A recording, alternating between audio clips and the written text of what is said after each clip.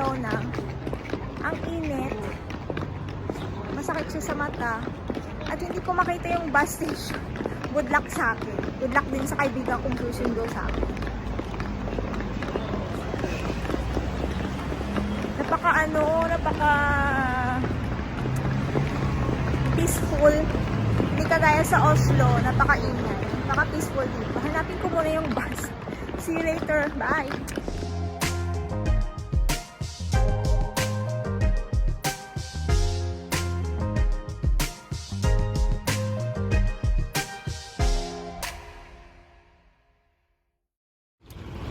Diyos ko, nahanap ko rin yung bus.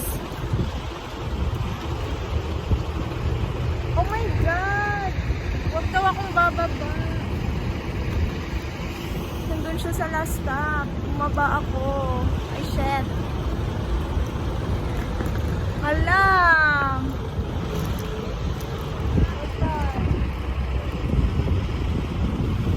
At antay na naman ako.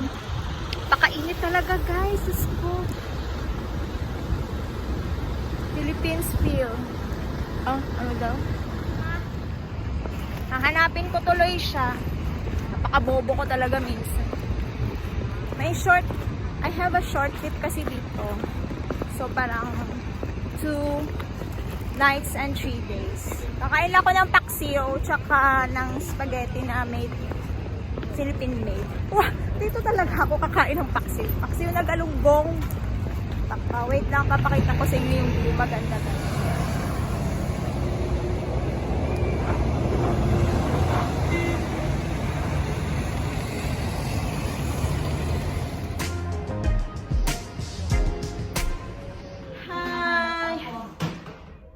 O, diba? Hindi na ako nakapag-vlog sa paksiw kasi ayaw ng friend ko. Hi, ate!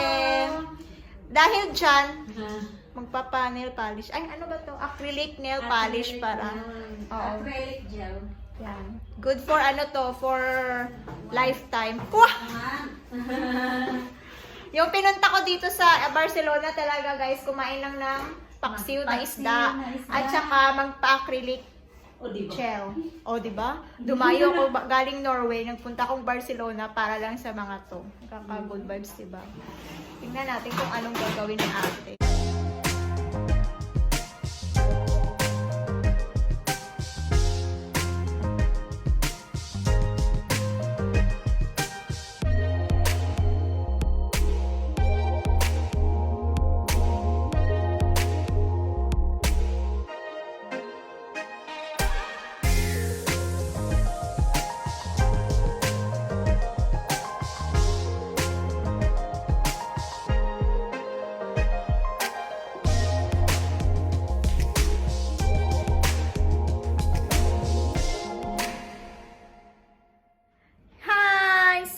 Tapos na siya.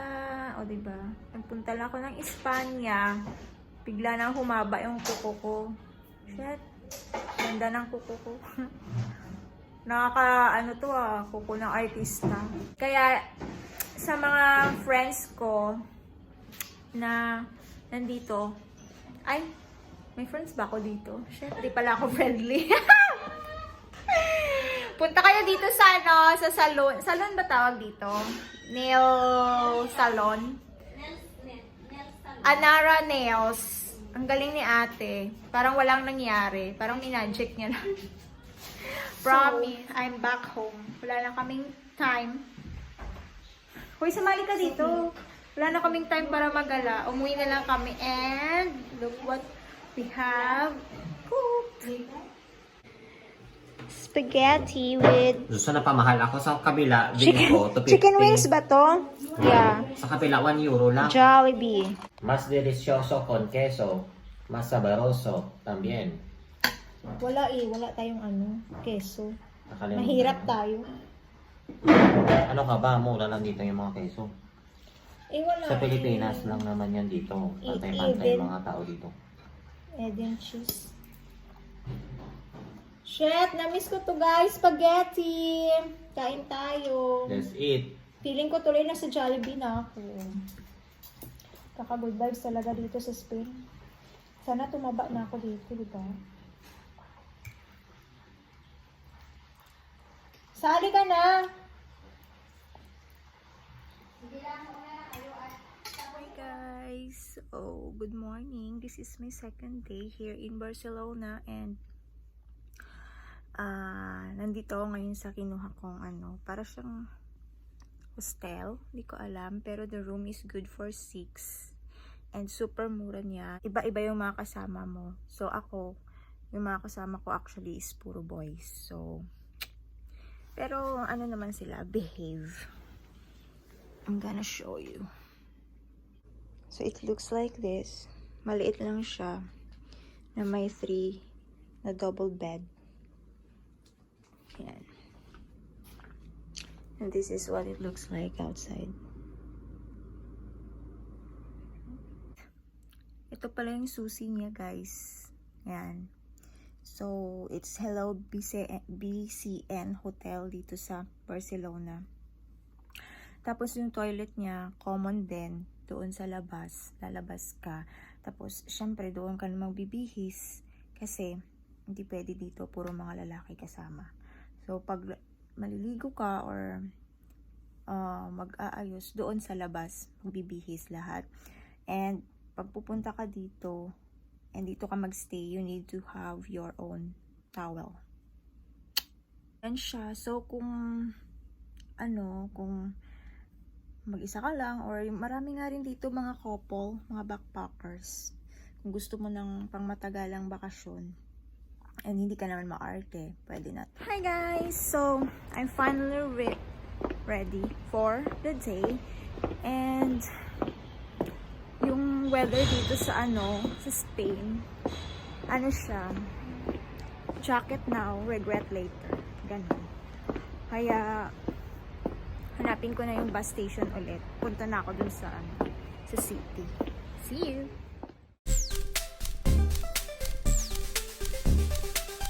Hi! So, I'm done with my appointment for today. Kaya, maggagala na tayo. Punta ko ngayon sa Gothic quarter. Hanapin ko siya. So, see you there.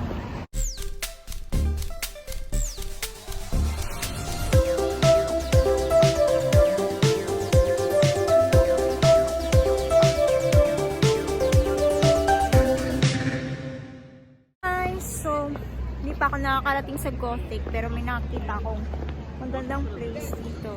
Ayan siya. Naka-good vibes. Tapos meron pa dito sa kabila.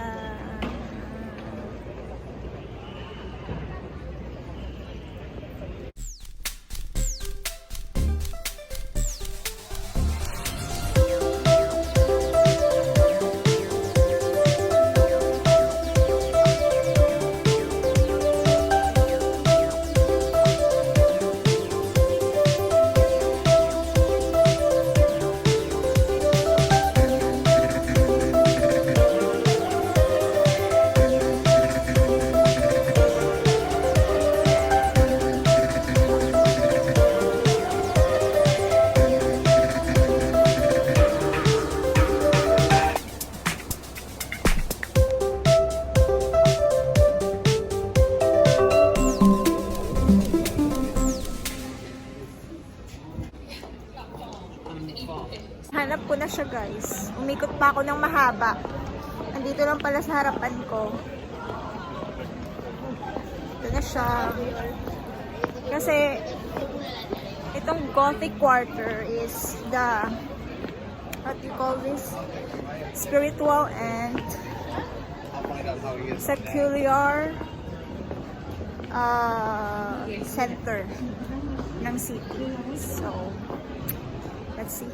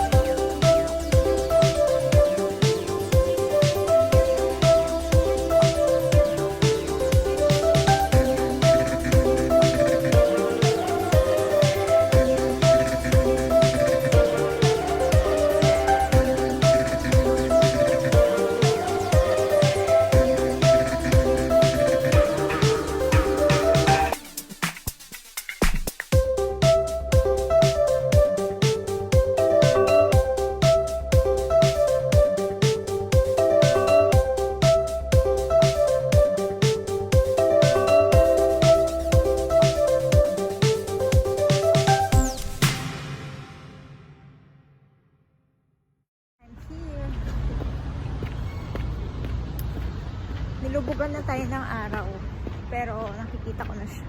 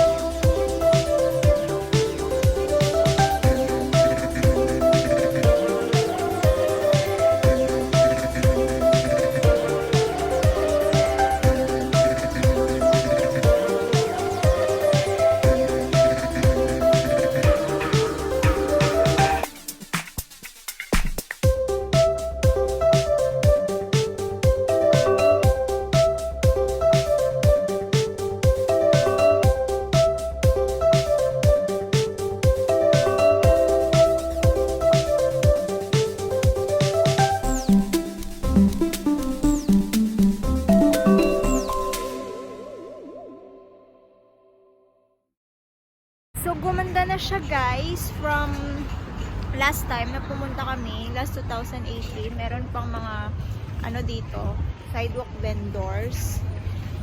Pero today, wala na. Malinis na siya. And then, na-improve na yung harap ng simbahan. Ayan siya. And then, may kainan na rin dito sa harap. Yan.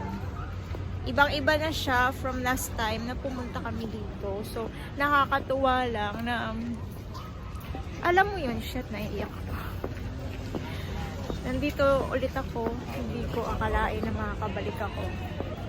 Pero, yeah, masarap sa pakiramdam. Kasi yung last time na pagpunta ko dito, namin dito, hindi pa siya ganito. Hindi pa siya buo.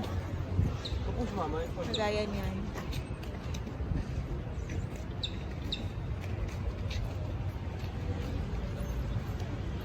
As in, super ganda na talaga niya. Promise. So, dahil hindi tayo makapasok sa loob, hanggang labas lang yung pwede ko ipakita sa inyo.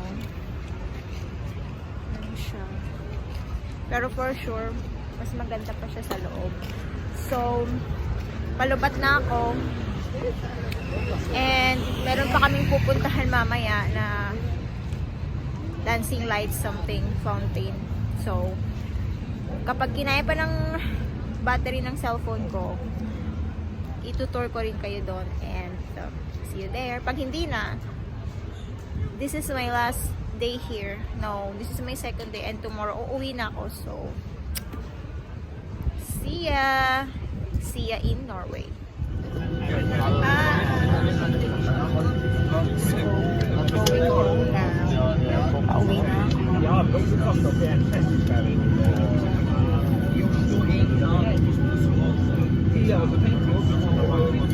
Ang dami kong dala. So, see you here. Bye!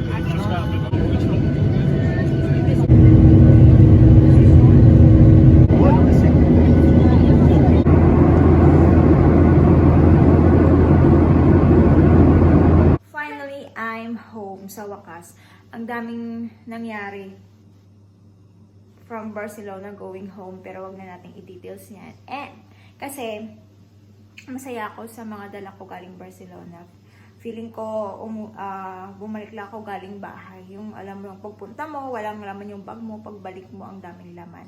And look what I have got. I've got super sticks. O, diba? Nawala dito sa Norway. Nakakamiss. I've got Fuji bar na may bawas na kasi kinainan ko na.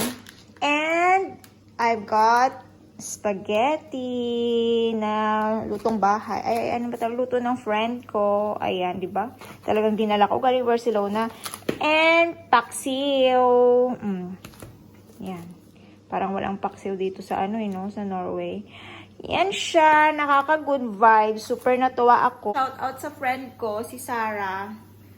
Tsaka yung kasama niya sa room, si Lucky and si ate na nag-accommodate sa akin while I'm in Barcelona. Super thank you sa pakain sa panel polish na acrylic nails. Thank you, thank you. And thank you guys for joining me in my short trip to Barcelona. See you again next time. Bye!